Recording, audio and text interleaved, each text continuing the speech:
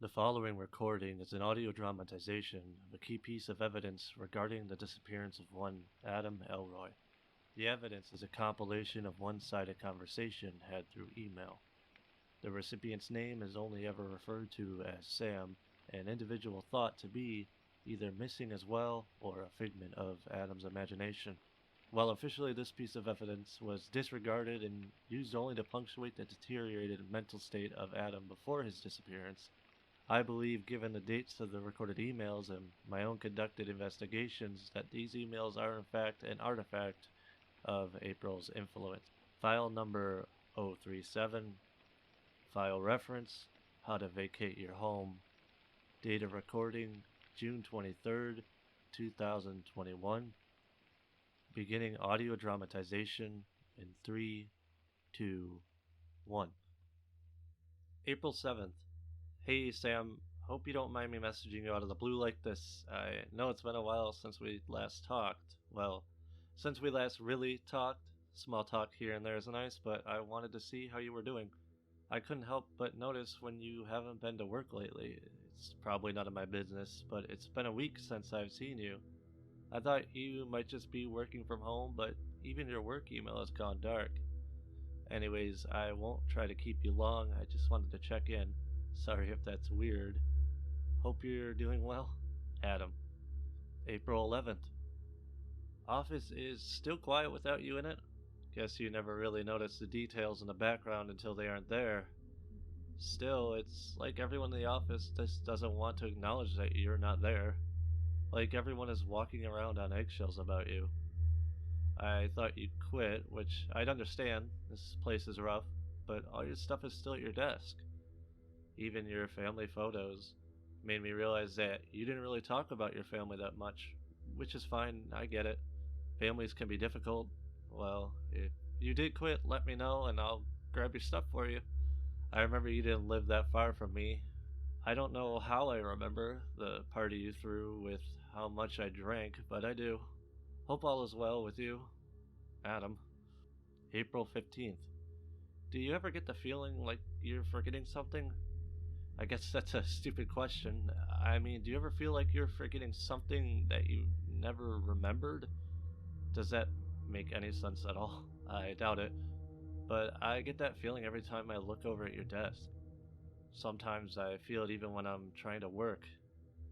Man, I hope you're okay. People have noticed me going over to your desk a lot. If you're missing or something, Sam, I'm going to have a lot of fingers pointed towards me.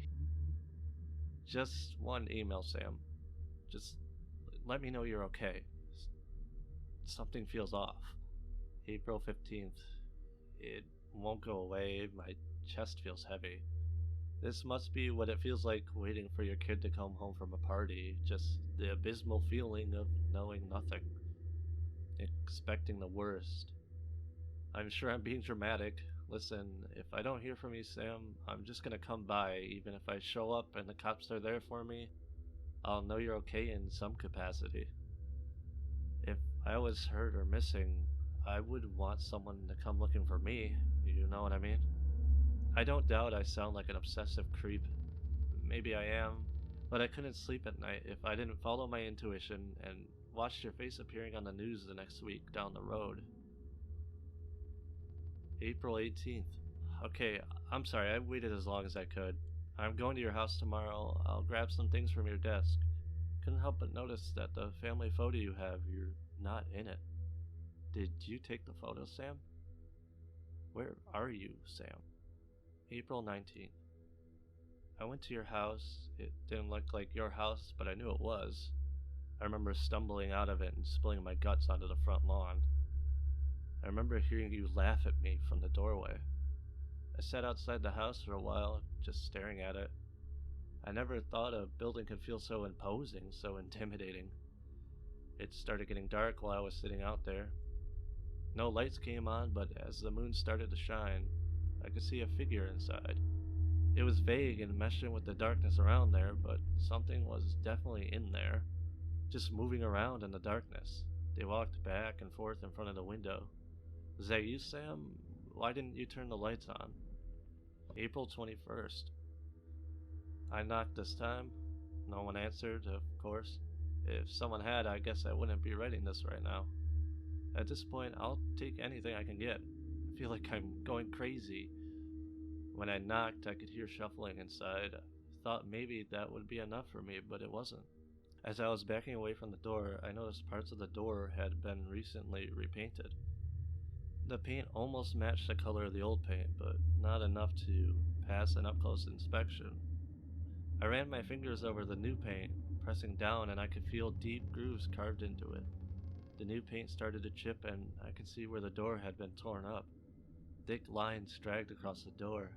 Dear Lord, it looked like a bear tried to break in. The nearest national park isn't for many miles, though. What? Sam, what the hell? Answer me. April 23rd. It's still really early. Feels weird writing this from your bedroom, or what used to be your bedroom. I'm still not sure. I'm not going to lie to you. I came here around midnight with the intention of making my way into the house. This was made much easier for me when I discovered your door was unlocked. This house, your home, it's different. It feels like a lost house. I swear I've been here before so many times. How close were we really, Sam? Who was I to you? Why didn't you tell me if you were going to leave? I felt a reluctant pain when I stepped inside and saw the house was empty. Not just the people, but everything. I think I'm gonna stay here a while, watching the shadows crawl across the walls as the sun rises. Maybe you'll show up. April 24th. All the doors in here, they all had those same scratch marks on the outside of the door. Same failed attempt to mask it with paint. I couldn't see them in the dark, but with the sun shining into the windows, the gloss of the new paint was obvious. How recently were these painted? I touched one and I still have the blue paint on my fingertips. I'll spend one more night. I think that's all my phone has left in its charge. Then maybe it'll be time for me to let things go. April 25th. When it gets dark here, I think I can see you. The shadows crawling across the floor and the walls. They're hard to see, but if I look for them, much like the paint on your doors, I can see the difference in the shade. Am I looking at you right now, Sam? Is that figure standing painted a darker gray on the wall? Is that you? I can't tell. The shape is too uncertain, but it feels like someone I know. A set of eyes I've felt fall on me before. I was thinking about memories with you while I waited for the sun to dip beyond the horizon. I could recall them so clearly, Sam. And then I thought, do you think you can get lost in a memory?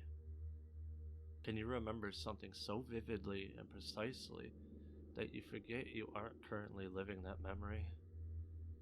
That you get lost and repeat the past? It's weird how we remember in third person, outside ourselves, shadows on the wall.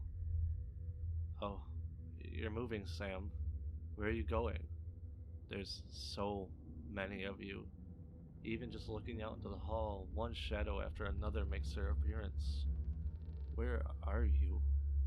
Where is this? April 27th. I had to leave, had to get out of there. The more I stayed, the more people I saw, the more unwelcomed I felt. Like I was intruding. Then the wallpaper, just like the doors, the surface layer pulled away, scratches were ingrained into every bit of the house. The more I looked, the more I found. Every scratch, though, had an attempt to hide it. Every ingrained memory covered up, Sam. Are you hiding something or hiding from something? April 28th. No one else even remembers you, Sam. But I do. I have this picture, your family, your things. Why is everyone pretending you're not real? Someone else even showed up at your desk today. Just sat down. I made a scene, I guess. I told them you would be coming back. Security practically dragged me away. Sam, what did you do to me? I feel so lonely right now. I just need to hear from you. I need to stop thinking about you, but I can't. I try to remember you, try to remember everything, but I am worried it's slipping away. The more I think of you, the more you start to resemble the shadows on the wall, the more I feel you slip away. April 29th. I thought it was someone knocking at first. I didn't get up. I almost never answered the door. The more I listened, though, it sounded like knuckles were dragging, pressuring the door and scraping against it. I can almost hear the fibers of the wood splitting apart. Deep grooves. Deep grooves, Sam. Dragging into my door. Scratch. Scratch. Scratch. April 30th. Was it like this for you, Sam? Feels cold. I'm sorry you went through this, if this is what it was like. I opened the door. The scratching noise was maddening. Just kept going, and when I opened the door, there wasn't anything there. Or at least I couldn't see anything. But whenever I get behind a door, it starts up again. God, I'm tired. Can't remember when I last slept. It was a few days ago, right? At your house I fell asleep. That was a great party. April 31st. It was good to see you again. Adam.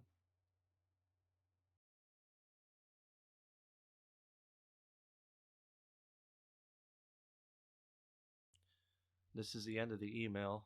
No further messages were sent out from this account, nor any received from the account he was emailing. As I said, this chain of messages was officially credited to Adam's mental state in court. Although there are a number of things Adam said that lines up. Upon visiting the house stated in the police report, scratches were discovered throughout the property, though they had been covered up again. Adam's home had a similar affliction. Deep scratches bore into every door, and the walls had started to be damaged as well. There are some inconsistencies on the surface, but I believe if you take the events played out in the email, things click. For one, the final email is labeled April 31st. Despite April 31st not being a real date, the system the emails were pulled from recognizes the date as such. Adam wasn't on record as working for any kind of office job. In fact, there is a 3-year gap in his work history. This would imply he was lying about his job in emails, but the house, however, he lived in was his. He was still paying for it, and it wasn't a cheap home. He had been getting money from somewhere. If it were up to me, if I were to let my mind fantasize, given the other bizarre cases I've encountered, I would say that this is the work of an outside force, something that potentially wears down a victim's mental state until they're weak. They are then preyed upon. What that means exactly, I don't know. After the victim is taken, it's possible, and this is just a theory of course, it's possible that the remains of said victim in the minds of others begin to fade. Like when you stare at a light for too long and the dark spot floats in your vision until it's gone and you forget it was ever there. The name Sam wasn't registered to the house.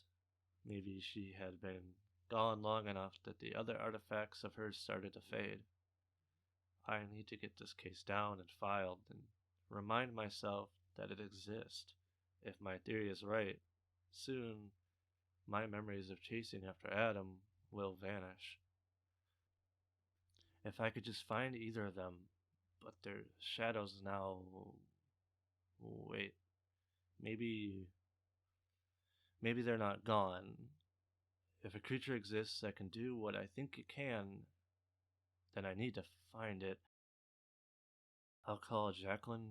Maybe she's met something similar or knows someone who has. Either way, there is a case here and someone to find. What was his name again? Maybe that's too soon. Ending recording in 3, 2, 1.